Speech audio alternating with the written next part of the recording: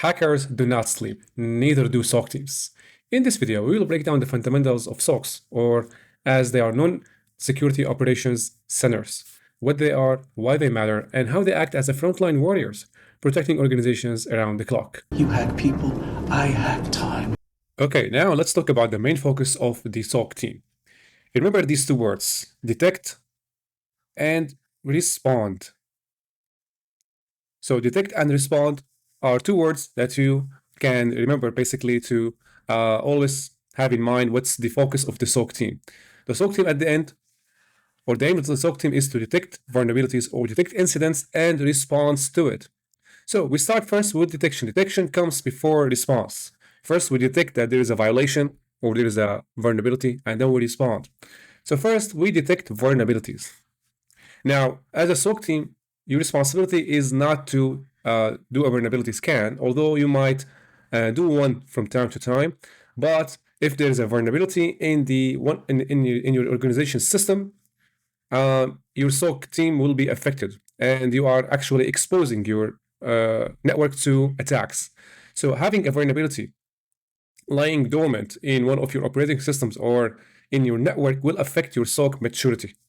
And therefore, first, your responsibility is to detect vulnerabilities. You might be coordinating with the incident response team, or maybe your SOC team. If your organization is small, your SOC team might also be responsible for conducting regular vulnerability scans. Okay, next, detect unauthorized activity.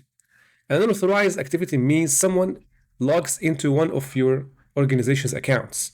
So say you have domain admin, okay, let's say DC admin, okay, and you detected that there are multiple login attempts.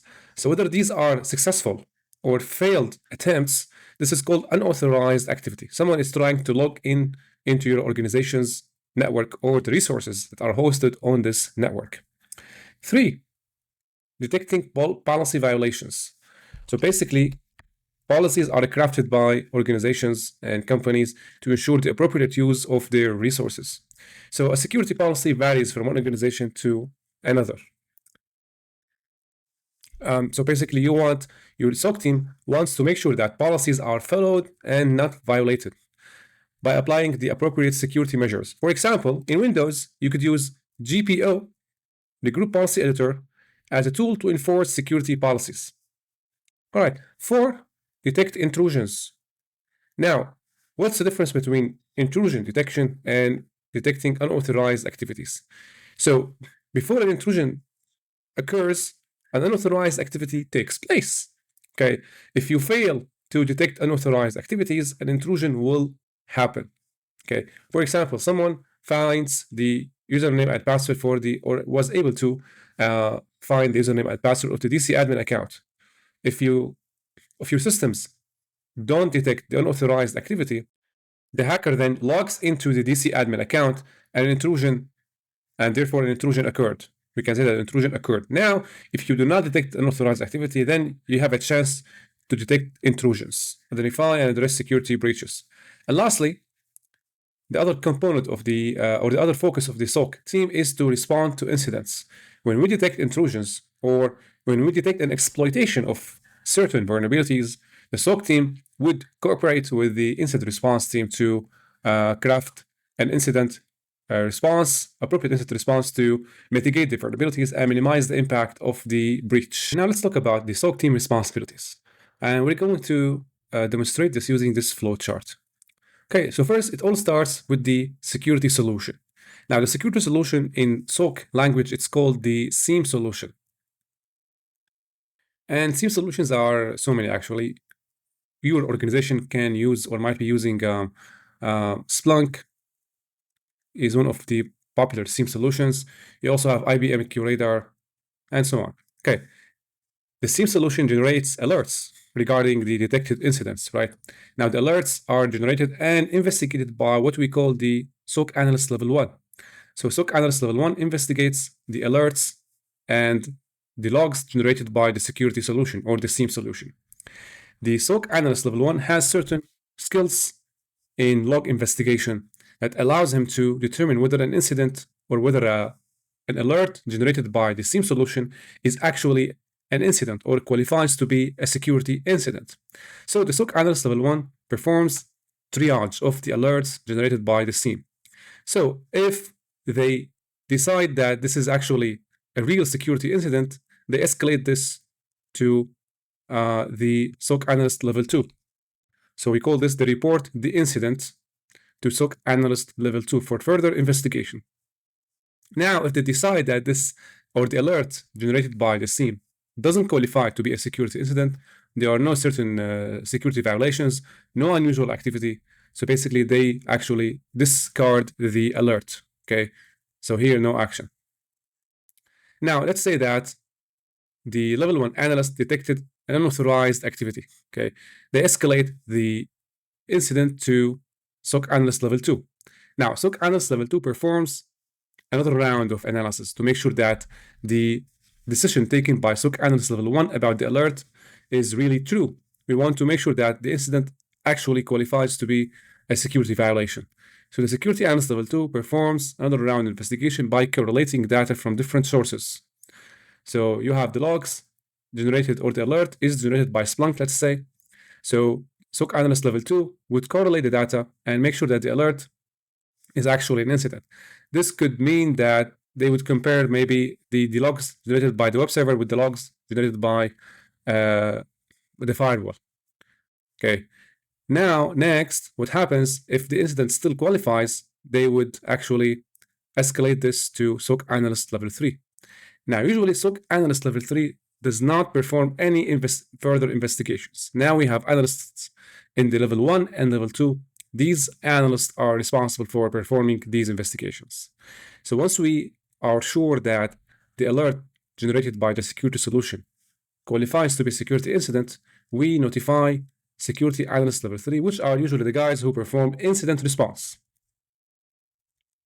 So an incident is declared, and they start what's called as incident response cycle. As you know, it is containment, eradication, and recovery. Now, once an alert reaches SOC Analyst Level 3, we are sure that there is a security breach, or at least there is an unauthorized activity taking place in the network. Okay, the security engineer. Usually, security engineers are responsible for deploying and configuring the security solutions. Remember when we said we have Splunk, IBM QRadar, also we have the Elastic Stack. So these security solutions, or these solutions, should be configured correctly and deployed in your organization's network to have the maximum benefit. So basically, security engineers are responsible for just doing that. And we have the detection engineer. Detection engineers are those responsible for creating security rules and feed these security rules back to the security solution. Remember that SIEM solutions do generate alerts, but all these alerts are generated based on the security rules, right? If the SIEM doesn't get configured with security rules, it's not going to generate alerts, and your SOC will not work. So at the end, the detection engineer will generate the security rules or create the security rules. Of course, detection engineers do rely on threat intelligence to create security rules, but also do rely as well from the input taken from the SOC Analyst Level 3. So here there is a feedback loop between detection engineers and SOC Analyst Level 3. These feedback loops include the information or the lessons learned after an incident hit the organization. So detection engineers roll up their sleeves and create security rules that will prevent the incident from occurring again. Create security rules. Okay, and next, lastly, we have the SOC Manager. The SOC Manager is the person responsible for managing the processes and the team and reporting to the Chief Information Security Officer. Now, let's talk about the alert triage process, which, as we said earlier, is undertaken by the SOC Level 1 analysts. So what do they do first? First, as we said earlier, and as we demonstrated, first they receive the alerts from the SIEM solution. Okay. After receiving the alerts, they perform initial triage. They analyze the alert, understand the parameters. What are the machines, the endpoints, or the network devices included in the alert? What the SIEM solution says about the alert, the severity of the alert. So next, we analyze the alert, determine the severity. Now, the severity includes high, medium, and low. And we determine the severity based on the impact of the alert what it is affecting. It is affecting the high severity or a high sensitivity endpoint, such as maybe the computer of your CEO, or it's just affecting the domain controller, is affecting the firewall. And next, we prioritize the alert. Based on the severity of the alert, we prioritize the alert, and we give it priority. And we pass the priority on to the SOC Analyst level 2, right? All right, so this process is done by answering what's known as the 5 Ws. So we start with the what. What answers information about what is the alert is all about. So, for example, a malware detected on the domain controller. The what here includes that a malware was detected on the domain controller. So what happened? What the alert states. That is the what. Next, we have the when. When the malware was detected on the domain controller. Let's say it was detected on 18 p.m. Friday night. And where? So where answers the target of the alert, or where the alert, or what is the area that the alert is focusing on. So here the area is the domain controller. Here we answer the where. So who? Now who could be answering the question of what is causing the alert, meaning the malware, the family of the malware, and maybe the person who is triggering the alert. It could be someone who's trying to log into the domain controller in an unauthorized fashion. So the who answers who was trying to log into the domain controller of the working hours, for example. Or if the attacker, or if there is no attacker, the who answers the what is the user, or what is the username of the workstation affected by the alert. So for example, here the domain controller is administered maybe by several people. Among them, we have maybe the John, and we have Adam, okay. And lastly, we have the why. So the why sums all the investigation conducted in the alert triage process. So maybe here we say that it was found that the file or the malware was retrieved from an email attachment. And then it was revealed that Adam downloaded the attachment and infected the domain controller. That's the why here of the alert. It sums everything up in the alert triage process. Now let's talk about the tools that your SOC team might be using or will be using. So we explained earlier that the security rules and alerts are generated and configured at the SIEM. And we mentioned examples of SIEM, Splunk, IBM Curator, and so on. Also, we have other solutions that your SOC team might also rely on, EDR and firewalls. Let's go over these one by one. So first, as to the function, we mentioned that the SIEM collects and correlates the logs.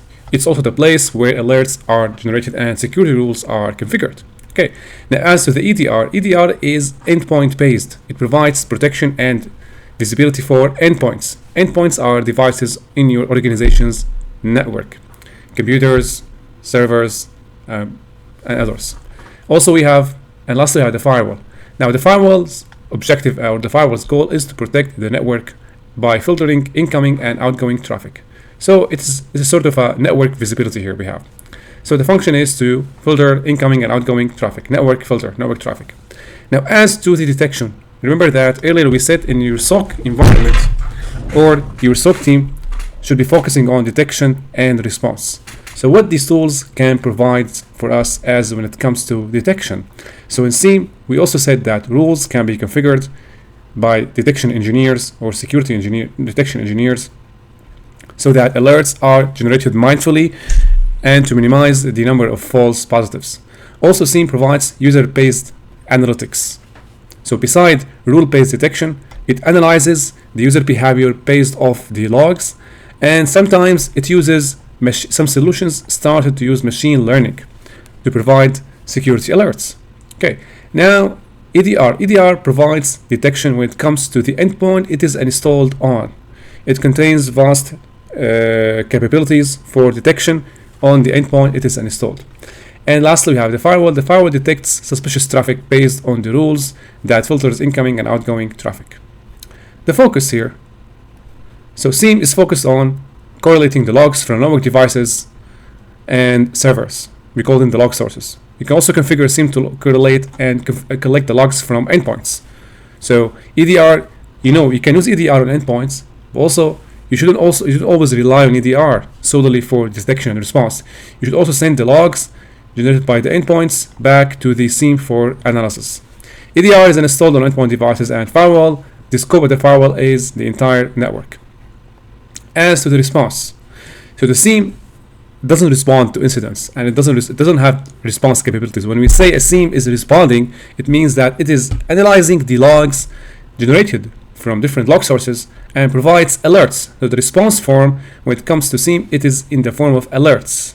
We generate alerts based on the rules or based on the analytics. EDR, we can configure EDR to do what we want. We can use automated responses to block certain files or to block certain IOCs. And lastly, the firewall, as all of you know, you can configure firewall to block traffic based on IP, source, and next generation firewalls can also be configured to block traffic based on application artifacts and content artifacts as well. And lastly, let's have a look at this scenario. That's 6 practical exercise of SOC from TryHackMe's room SOC Fundamentals. It's a real honor. The scenario states that you are the level 1 analyst of your organization's SOC team. You receive an alert that a port scanning activity has been observed on one of the hosts in the network. So that's an alert. You have access to the SIEM solution on the right, where you can see all the associated logs for this alert. Your task is to view the logs individually and answer the question as to the 5s given below. So this is an alert triage. We have an alert generated by the SIEM. We have to investigate the alert to determine the nature of the alert, the severity, and whether there is an actual incident. And then based on the outcome of the triage alert, we determine whether we escalate this to L2 analyst or not. So on the right, we have, as you can see, the SIEM alerts. They are numbered, right? And on the left hand, we can see the alert categorized based on the status of the alert. Open, meaning that it is waiting or pending investigation. Closed means that analysts have investigated the alert and determined that it is closed, and other filters as well. So we are only meant to investigate port scanning activity detected from IP 1010 or 10008. So we're going to click on open. And here we have one alert opened. Other alerts are closed. So port scanning activity detected from IP 10008. So we click on investigate in SIEM. All right.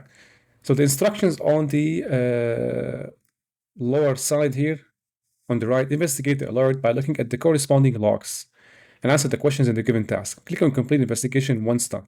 So these are the logs. That's how we investigate alerts. We look at the alert, we look at the parameters, the device, the IP, and we start the investigation. Remember that the IP address was 10008. That's where the IP address, or that's the IP address that we think it's being scanned.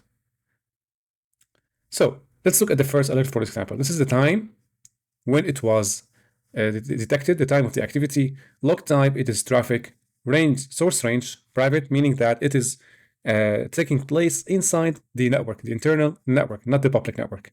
The source IP, this is the source IP, destination IP, and this is the IP address that looks like this is the receiving the scan results.